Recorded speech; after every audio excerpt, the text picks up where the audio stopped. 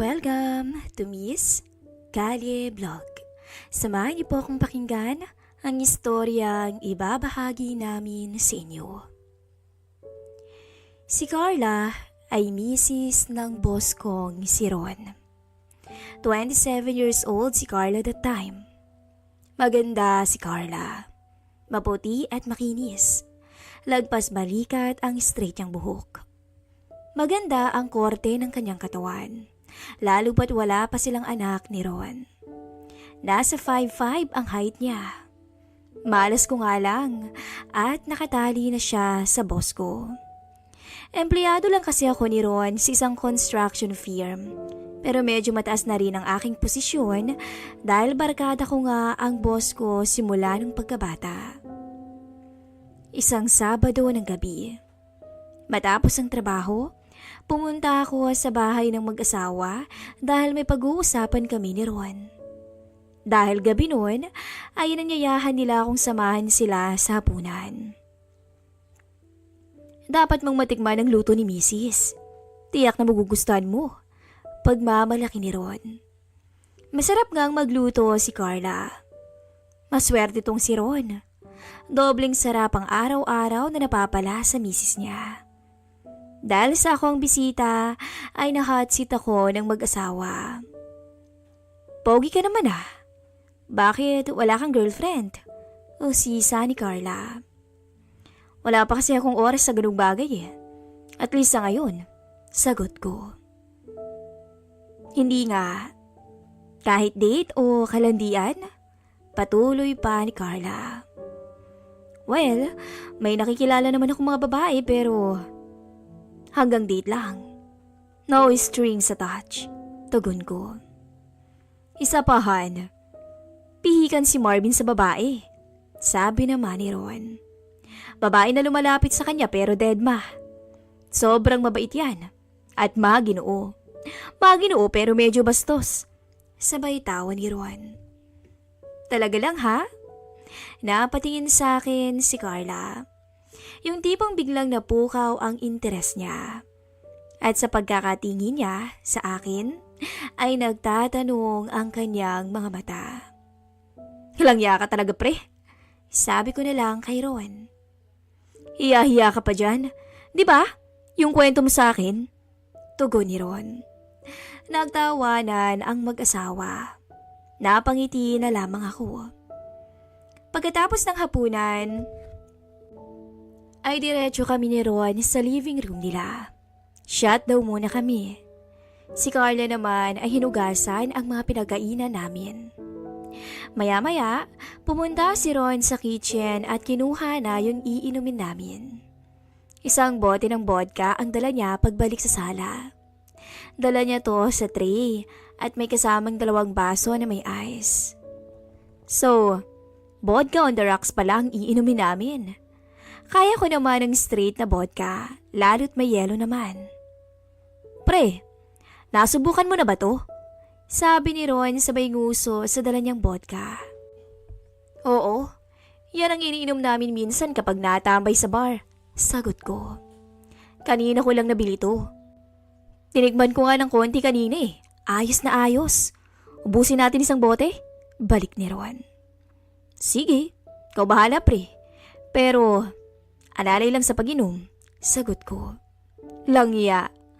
Ngayon lang pala makakainom ng vodka tong si Ron. Hanggang saan kaya ang kaya nito? Nilapag ni Ron sa lamisita ang dalang alak at mga basong may ice at bumalik sa kitchen para sa pulutan. Fish, chips at chicharong bulaklak. Langya, parang beer lang ang iinumin namin ah.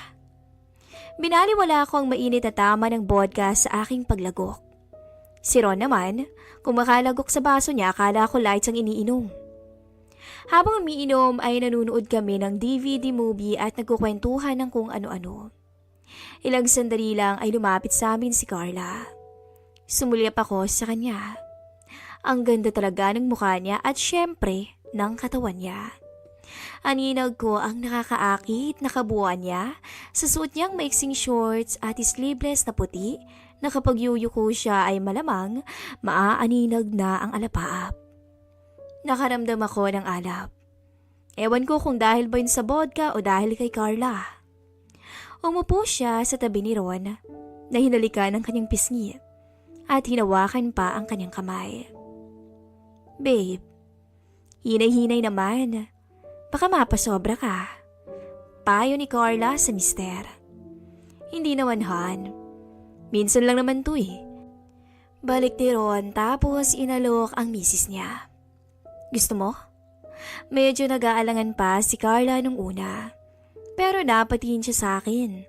At dahil siguro ayaw din niyang mapahiya ang mister niya sa bisita nila, ay inabot niya ang basong may vodka at lumagok ng kaunti lang. Napasimangot siya. Siguro ramdam niya ang init ng vodka sa sarili niya. Pero kahit nakasimangot, maganda pa rin siya. Napangiti na lamang ako. Natawa naman si Ron. Grabe!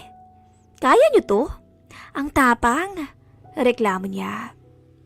Hindi na siya ulit inalok ni Ron. Nakinood na lamang siya kasama kami at sumasabat sa kwentuhan namin paminsan-minsan. Meron yung oras na hindi ko maiwasang mapasulyap sa makinis na hita ni Carla. Ba't kasi sobrang ikli ng short niya?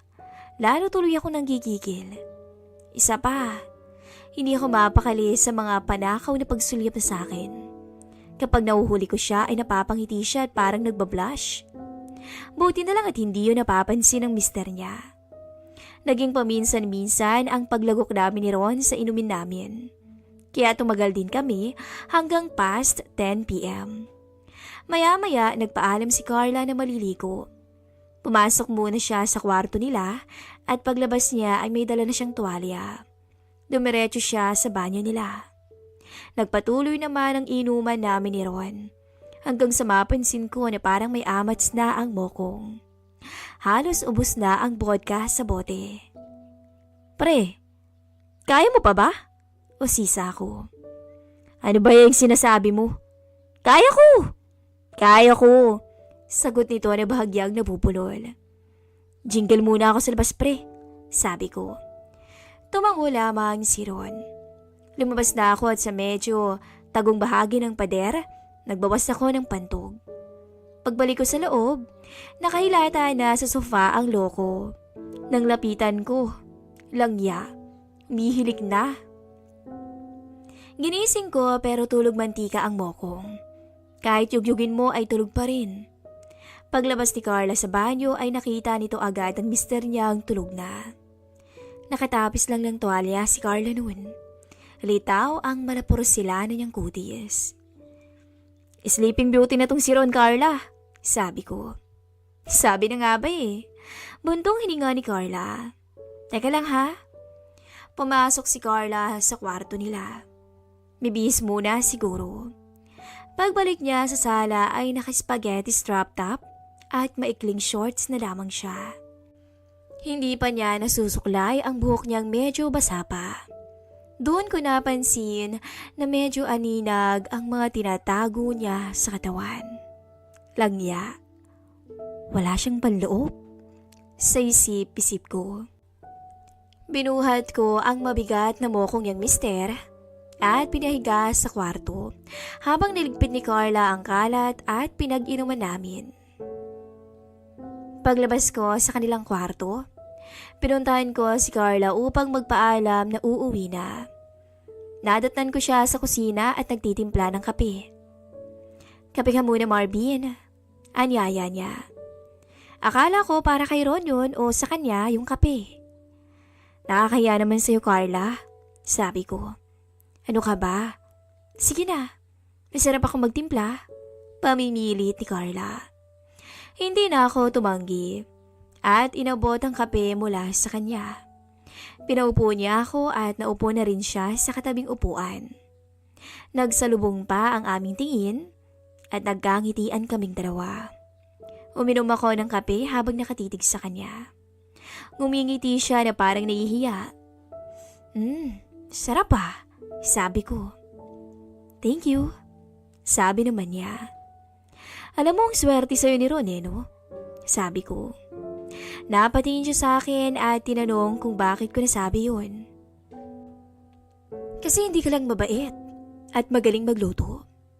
Ang ganda mo pa, sabi ko sa kanya.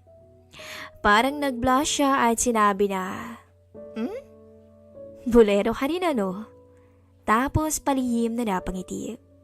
Hindi sabi ko total package ka Carla.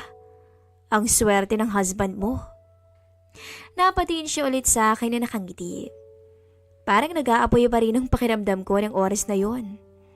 Kada lagok ko ng kape ay sinusulyapan ko siya. Napapangiti siya sa tuwing magsasalubong ang mga mata namin. Ilang lagok pa at naubos ko na ang kape.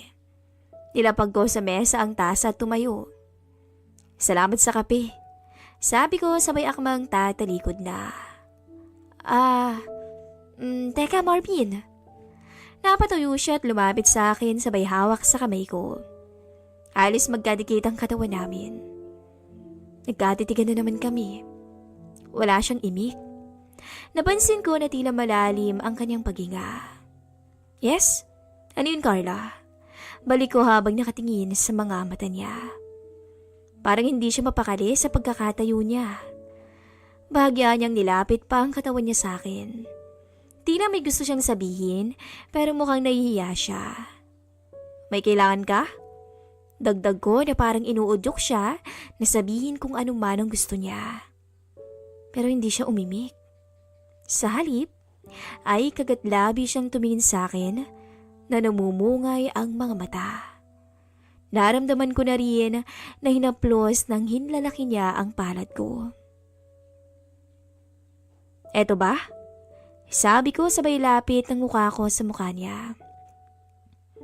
Natuwa naman ako. Nang unti-unti din niyang inilapit ang mukha niya. Hanggang sa maglapat na nga ang labi naming dalawa. Matindi agad ang aming naging palitan na para bang bagong kasal kami. Yumakap ang kaliwang braso ko sa bewang niya at dinikit siya ng gusto sa katawan ko. Hanggang sa unti-unting naglakbay ang aking mga halik sa leeg niya papunta sa kanyang tenga. Para siyang kinikilig ng mga oras na yun. Lalo na nang bumulong ako sa kanya. Ang ganda mo talaga Carla. Bulong ko. Pero sigurado ka ba talaga dito? Sabay tanong ko. At napagtango ang sinagot niya sa akin. At sa puntong yun, ay tuluyang bumaba ang halik ko mula sa kanyang leeg. Hindi ko na pinalampas ang makinis at malaporsilanin niyang kutis. Lahat ng iyon ay sinulit ko sa pagkakataong yun. Napahinto ako sandali at dali-daling tinilapon ang suot ko sa sahig. Hanggang sa boxer shorts ko na lamang ang natira. Ako na rin ang nag-alis ng short ni Carla. Napawaw na lang ako. Wala akong masabi sa aking nasilayan. Dali-daling pinaupo ko ang misis ng boss ko sa dulo ng lababo. Ang dalawang paa niya ay nakatuntong sa lababo. Nakatukod ang kanyang mga kamay sa bandang likuran niya para hindi siya mapahiga.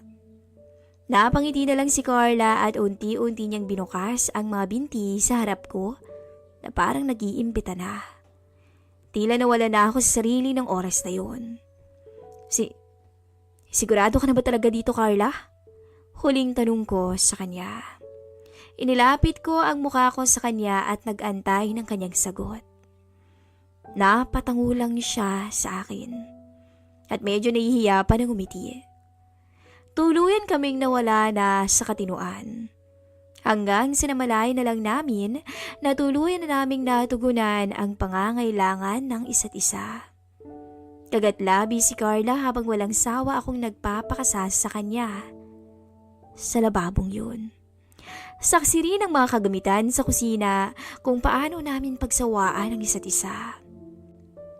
Halos ayaw na namin magpaawat sa kasalanang aming nasimulan ng oras na yun.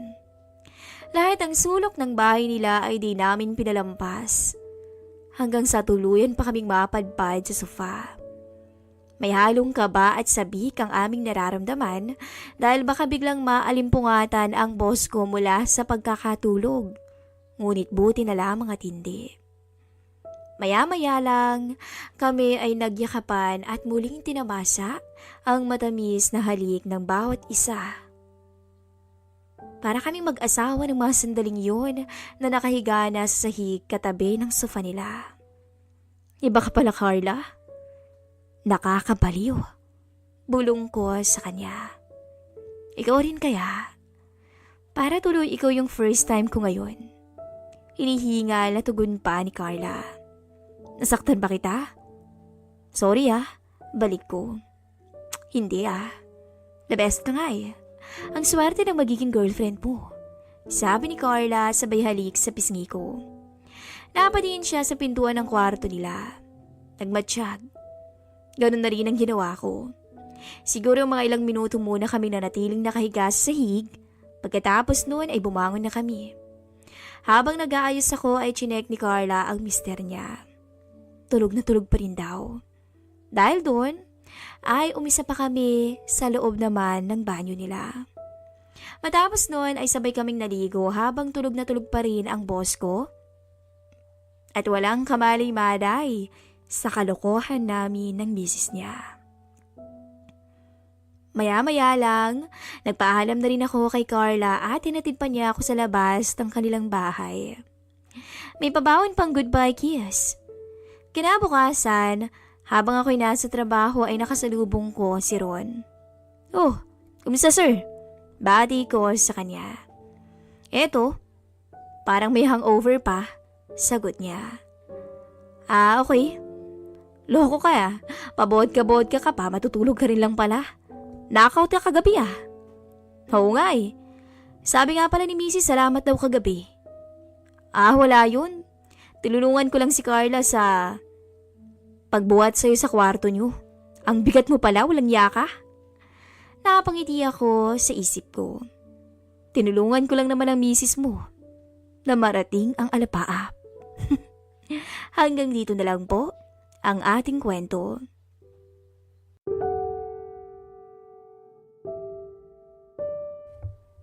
Welcome